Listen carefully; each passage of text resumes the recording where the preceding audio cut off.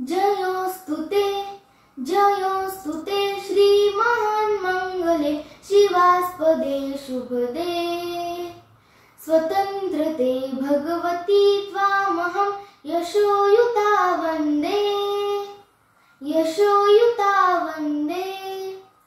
स्वातंत्र्यवीर सावरकरांची ही कविता आपल्या भारत देशाबद्दल नक्कीच अभिमान जागृत करते। मी प्रांजली गणेश भंडारे, इयत्ता 6वी, जिल्हा परिषद प्राथमिक शाळा वडकी, तालुका हवेली, जिल्हा पुणे। स्वर्गीय स्वातंत्र्यवीर सावरकरांना स्मरून स्पर्धेसाठी विषय निवडते सावरकर एक वैश्विक नेता। स्वातंत्र्यवीर विनायक दामोदर सावरकर।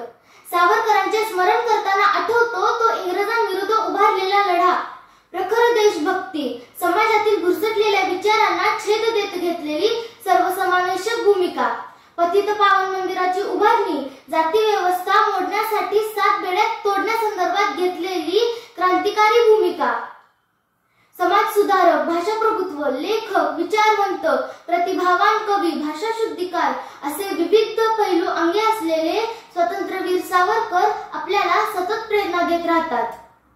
सावरकरांच्या आयुष्यात अंदमानात जाण्यापूर्वीचे सावरकर आणि अंदमानातून सुटका झाल्यानंतरचे सावरकर असे महत्त्वाचे टप्पे आहेत। अंदमानात जाण्याआधीचे क्रांतिकारी आहेत, काळ्या पाण्याची शिक्षा 10 वर्षे आणि सुटकेनंतरचे त्यांचे सामाजिक क्रांती घडवणारे जीवन असे त्यांच्या आयुष्याचे महत्त्वाचे टप्पे आहेत। स्वातंत्र्यवीराचे आयुष्य म्हणजे धगधगते अग्निकुंड होते। स्वातंत्र्य लढा तीव्र करण्यासाठी आणि क्रांतिकारकांना स्फूर्ती देण्यासाठी त्यांनी 1857 चे स्वातंत्र्य समर हा ग्रंथ लिहिला। हा उठाव केवळ बंड असल्याचा इंग्रज इतिहासकारांचा निष्कर्ष त्यांनी या ग्रंथातून खोडून काढला। त्यामुळे ब्रिटिश सरकारने हा ग्रंथ प्रकाशनापूर्वीच जप्त केला, पण सावरकरांच्या सहकाऱ्यांनी तो इंग्लंड बाहेर प्रकाशित करण्यात यश मिळवले।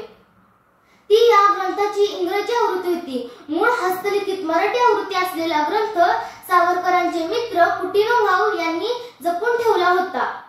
तो भारताला स्वातंत्र्य मिळाल्यानंतर प्रकाशित करण्यात आला। सावरकरांचे थोरले बंधू बाबाराव सावरकर यांना ब्रिटिश सरकारने राजद्रोहाचा आरोप ठेवत काळ्या पाण्याच्या शिक्षेवर धाडले। या घटनेचा बदला म्हणून लंडनमध्ये मदनलाल धिंगरा यांनी कर्जन वाहिलेल्या गोळ्या घातल्या, तर नाशिकमध्ये अनंत कान्हेरे यांनी जिल्हाधिकारी झॅक्सन यांना गोळ्या घालून ठार केले। नाशिकच्या या प्रकरणात वापरण्यात आलेले ब्राउनी पिस्तूल सावरकरांनी चतुर्भुज अमीन याच्या करवी धाडली होती। ब्रिटिशांना याचा सुगावा लागताच त्यांनी सावरकरांना 13 मार्च 1910 रोजी अटक केली। त्यानंतर समुद्रमार्गाने सावरकरांना इंग्लंडहून भारतात आणताना त्यांनी फ्रान्सच्या मार्सेलिस बंदराजवळ 8 जुलै 1910 रोजी बोटीतून उडी मारली। ब्रिटिशांची नजर चुकवून त्यांनी पोहतच फ्रान्सचा समुद्र किनारा गाठला, पण दुर्दैवाने फ्रेंच रक्षकांना भाषेच्या समस्येमुळे सावरकरांचे म्हणणे कळले नाही आणि ब्रिटिश सैनिकांनी त्यांना पुन्हा अटक करून भारतात आणले। त्यांच्यावर खटला भरण्यात आला आणि 24 डिसेंबर 1910 रोजी त्यांना 50 वर्षे कालावधीची 2 जन्मठेप्यांची काळ्या पाण्याची शिक्षा ठोठावण्यात आली आणि सावरकर अंदमानाचे बंदी झाले। काळ्या पाण्याची शिक्षा देत असताना इंग्रजांनी त्यांचा खूप छळ केला। त्यांना चाबुकाचे फटके द्यायचे, जेवणात गोगलगाय, आळ्या, किडे सापडायचे, असह्य वेदना सहन कराव्या लागत असत। तेलाच्या घाण्याला झोपून खोबऱ्यापासून तेल काढायला लावले, नारळाच्या कात्या पुरण्याचे काम लावत असत। एक कविता आठवते, त्यात सावरकर म्हणतात, नेमजसी ने परत मातृभूमीला, सागरा प्राण तळमळला सागरा। या मरणप्राय वेदना सहन करत असतानाही सावरकरांच्या डोळ्यासमोर फक्त एकच ध्येय होतं, मातृभूमीचं स्वातंत्र्य। तब्बल 11 वर्षे हा छळ सहन करत असतानाही सावरकरांचे सृजनशील कवित्व आणि बंडखोरीचे क्रांतिकारकत्व तसूभरही कमी झालेले नव्हते। अंदमानात काळ्या पाण्याची शिक्षा भोगत असताना सावरकरांनी एसेन्शियल ऑफ हिंदुत्व हा ग्रंथ लिहिला। ब्रिटिशांची बदललेली नीती, मुस्लिम लीगचा वाढलेला मुजूरपणा सावरकरांना अस्वस्थ करत होता. ब्रिटिश हे मुख्य शत्रू राहिलेले नाहीत. ते कधीतरी हा देश सोडून जाणारच आहेत, पण पुढे हिंदू संघटन आवश्यक आहे हे सावरकरांनी ओळखलं.